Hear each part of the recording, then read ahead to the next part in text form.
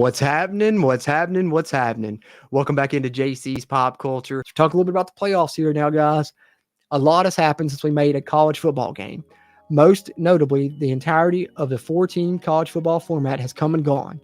But this year starts a new day for college football with the 12-team format, and you'll get to experience it first in college football 25. And like I said, we get to look at that. You get the 4-team top four getting the buys. You see here kind of the bracket that was set in this playoff with the bowl games that are here at the second round and third round. And then, of course, your national championship game at the final. There are a lot of intricacies with how the new college football playoff format that college football fans will need to get used to. During development, members of our team were able to participate in a mock selection committee session hosted by the College Football Playoff to help us better understand the process of how the committee determines the rankings. Guys, the links that they went to for this game, you understand now why the development process took nearly 3 years to create this game, because look at all this stuff that they did. When they were talking about recruiting, they talked to coaches, they studied recruiting areas, they studied recruits coming from those areas. And now even with the CFP, they actually got with the College Football Playoff Committee and did a mock selection session. That's insane. Within the expansion to the new 12-team format, we're able to apply those learnings to project how the committee will value wins and losses in a world where going undefeated in a power conference is going to be less and less common, and the perception of schedule imbalance continues to widen. While the median coaches poll run throughout the entire season, you will wait for the calendar to turn in November before you start to get the first peek at how the 12-team bracket is shaping up. That will be your first look at the CFP top 25, as well as how playoffs would be seeded based on those rankings/seeding rules. So similar to real life, once you get to that, week 8 of the college football season, I think, when they first released the initial college football rankings, something like that. That's how it happens in Dynasty mode as well. So you can have your median coaches poll for the 3/4 of the season, but when you get into that last half of the season to November, when the games really start to matter, that's when your college football playoff rankings come out. And so here you see it here in this screenshot, the current college football rankings here on this week, which, yes, it does look like week 8 because this team's 7-1. Some teams are 7-0, some teams are 5-2. So it looks like it is week 8. And this screenshot here of the dynasty they were running, there you can see the top 13, which of course your top 12 there would be your playoff teams if the season ended at that point.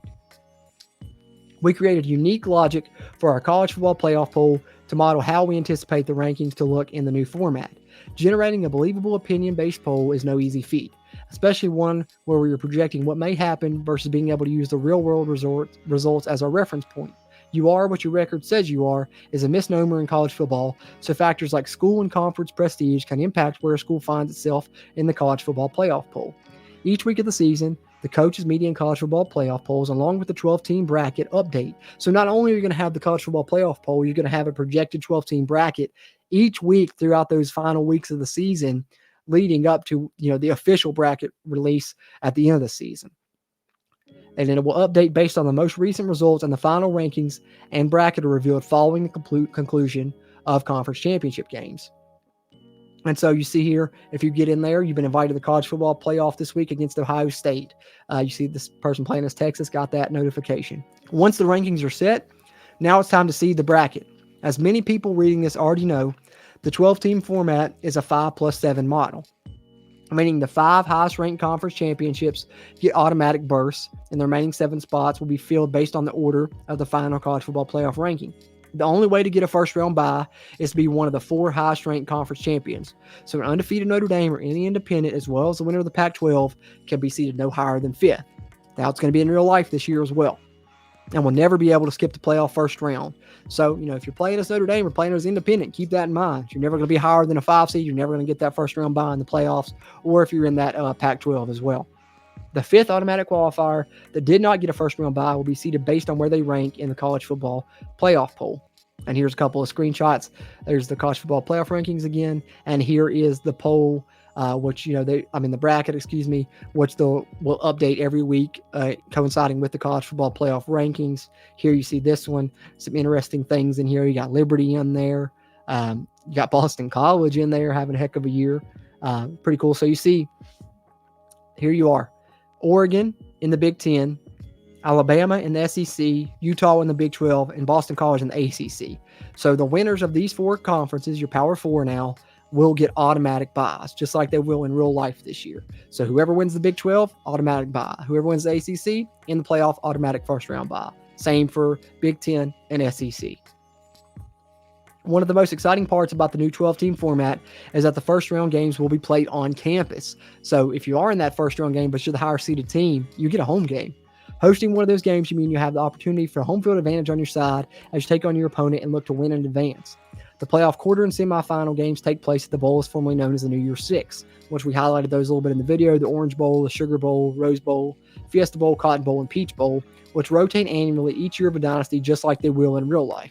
The College Football Playoff National Championship game has its own rotation of hosts, starting with the Mercedes-Benz Stadium in Atlanta. The championship will rotate through an additional 10 locations before looping back as you continue to go deeper in Dynasty. So you play 10 years of a Dynasty, the National Championship is going to be played at a different location every year until you get into like an 11th year. Then it will start cycling back through, going back to Mercedes-Benz Stadium again. Meet your new neighbor. Speaking of the dawn of a new era, the latest round of conference realignment has dramatically changed the landscape of college football. And just like the 12-team college football playoff format, you get to experience that reality first in college football 25, which is awesome, man. The new look Big 10, the new look ACC, the new look Big 12, the Pac-2. We're going to see all that in the game before we get to see it in real life. You know, USC and UCLA in the Big 10, you know, Utah, Colorado, Arizona in the Big 12, Stanford, SMU, and the ACC, all of that we're going to have here in the game. Every conference is set with their 2024 alignment. The Sun Belt is the last conference to feature divisions, and the scheduling logic has been set for both the current season as well as the future year rotation based on each conference's rule set. The SEC will accurately follow the 8-game with one protected opponent rotation, while the Big 10 will utilize their 9-game flex protection model, and so on. If you need a refresher of who's where, or if you're looking to follow along with the conference races, you can keep an eye on everything in the conference standings screen. Moving conferences does not mean you are stuck with the old conference's jersey patch for the logo on the jersey patch or the logo on the 25-yard lines. So this is new that they've done this as well. Those will dynamically update based on conference membership. So look here, they've got James Madison and the ACC, and it's on their field, the ACC logo now. So that's next level. That's next level, man. That's so cool. And you see it on their jersey there as well. The ACC patch now on the James Madison jersey when they make the conference change. That's so dope. To burn a shirt or not to burn a shirt. Another new addition here to this game that wasn't involved in the previous NCAA football game is the 4-game redshirt rule. The changes in the world of college football have not been limited to off the field. Handling red shirts has also seen a recent overhaul, and to keep in line with the real world, we've implemented the ability to play in up to 4 games in a season and still be able to take a red shirt. Each preseason, you have the ability of selecting which players you want to redshirt, and during the course of the season, you can monitor how many games each player has played in to make the determination if you want to keep playing that player or have him sit the remainder of the year in order to preserve his redshirt status.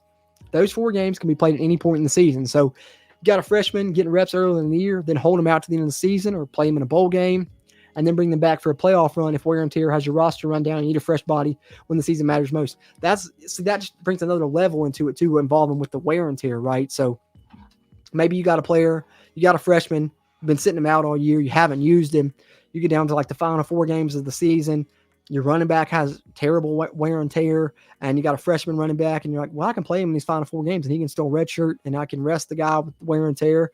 That's an option as well.